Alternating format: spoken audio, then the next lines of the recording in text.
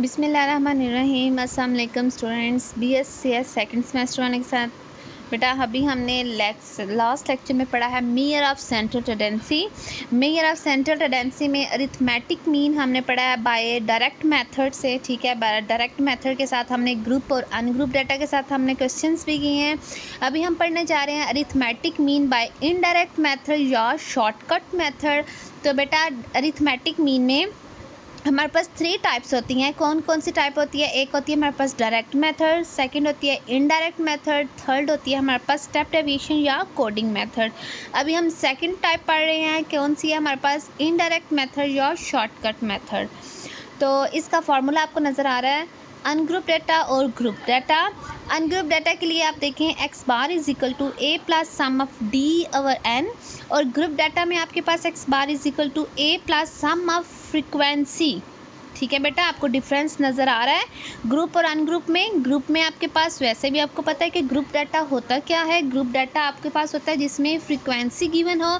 तो बेटा फार्मूले में देखें, फार्मूले में आपके पास फ्रीक्वेंसी आ गई है, sum of F D over sum of F. ठीक है, तो बेटा एक चीज़ मैं आपको क्लियर कर दूं कि अगर क्वेश्चन के अंदर उन्होंने बोला हुआ है कि आपने इनडायरेक्ट मेथड अज्यूम मीन या शॉर्टकट मेथड से करें, तो देन आपने ये वाला अप्लाई कर देना है फार्मूला और ये वाला मेथड अप्लाई करना। ठीक है, अगर कोई भी आपको क्वेश्चंस दिया हुआ है और क्वेश्चन के अंदर मेंशन नहीं है कि आपने इनडायरेक्ट के साथ करना है या स्टेप डेविएशन के साथ करना है, तो बेटा डेफिनेटली आपने वहाँ पे डायरेक्ट मेथड अप्लाई करना है। ठीक है, वो चाहे अनग्रुप डाटा है या वो ग्रुप डाटा है।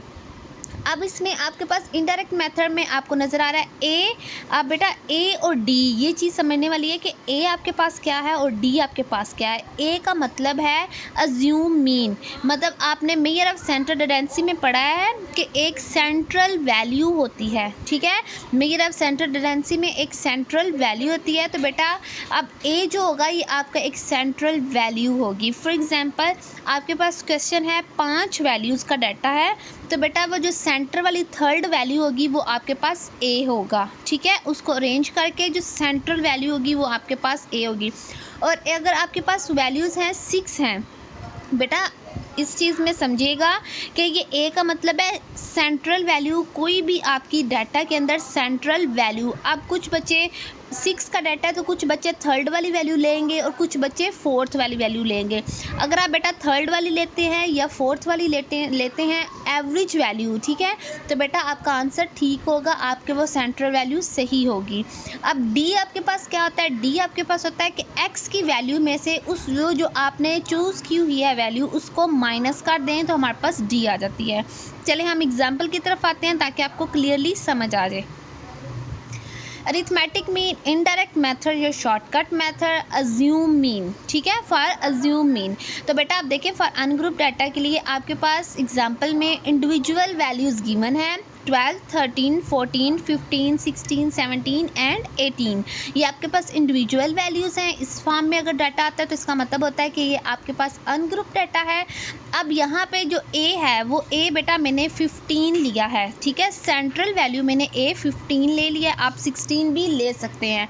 अब आपके पास देखें एक्स की वैल्यूज़ हैं, आपने फाइंड करना है डी।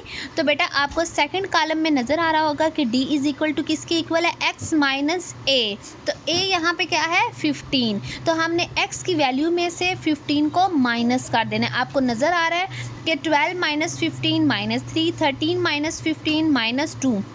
ठीक है, लास्ट में हमने उनको जमा कर लिया सम ऑफ डी, तो वो आपके पास आंसर आ गया 0। ज़रूरी नहीं है कि इसका आंसर 0 हो, लेकिन इस डाटा में आपके पास क्वेश्चन में 0 आ गया है। अब मीन फाइंड करना है बेटा। फार्मूला सबसे पहले आपको लिखना है, आपने देखना है कि उसमें से क्या फाइंड करना है। ए आपके पास क्या है? 15 प्लस सम ऑफ डी। जब हमने जमा किया है डी के कॉलम को तो वो 0 आया है, डिवाइडेड बाई 7। 7 क्या है? Number of values. तो यहाँ पे नंबर ऑफ वैल्यूज़ 7 है, तो इज इक्वल टू 15। अब हम करते हैं indirect method for group data first हम करेंगे डिस्क्रीट डाटा के साथ, डिस्क्रीट सीरीज़ के साथ।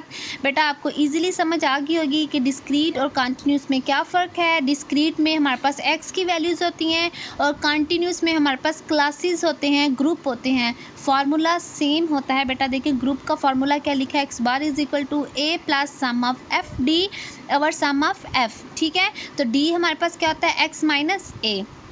आपके पास क्वेश्चन के अंदर बेटा x की वैल्यूज़ हैं और f की वैल्यूज़ हैं। आपने क्या करना है, अज्यूम मीन, सबसे पहले आपने अज्यूम मीन लेना है। अज्यूम मीन यहाँ पे बेटा मैंने 16 लिया है। ठीक है, 16 हमने चूज़ कर लिया है कि ये हमारे पास एक अज्यूम मीन है। अब हमने सबसे पहले क्या फाइंड करना है, डी फाइंड करना है। तो बेटा डी जो हमने 16 को सिलेक्ट किया हुआ है उसको हमने हर वैल्यू में से, x की हर वैल्यू में से माइनस करना है। अब देखें 13 माइनस 16 माइनस 3, 14 माइनस 16 माइनस 2, ये हमने वैल्यूज़ ले ली हैं। बेटा अब फार्मूले की तरफ देखें तो फार्मूले में आपको क्या चाहिए, sum of F D. Sum of F D इसका मतलब है कि डी के कॉलम से हमने फ्रीक्वेंसी के साथ मल्टीप्लाई करना है। अब जो डी सेकंड वाला, जो हमारे पास थर्ड वाला और सेकंड वाला कॉलम है, इन दोनों को हमने मल्टीप्लाई किया है तो सम कर लिया, उनको जमा किया है, सम ऑफ एफ डी। तो वो हमारे पास क्या आया, -22। ठीक है, और फ्रीक्वेंसी आपके पास क्या है, सम ऑफ 40। तो sum of frequency is equal to 40 आपके पास आ गया। फ्रीक्वेंसी आपके पास क्या आ गई है, 40। तो आपने सिंपल इन वैल्यूज़ को पुट किया है फार्मूले में और आपने मीन को फाइंड कर लिया है। अब हम पढ़ेंगे बेटा group data for continuous series. ये हमारे पास एग्जांपल है। कंटिन्यूस सीरीज़ में आपके पास ग्रुप्स होते हैं।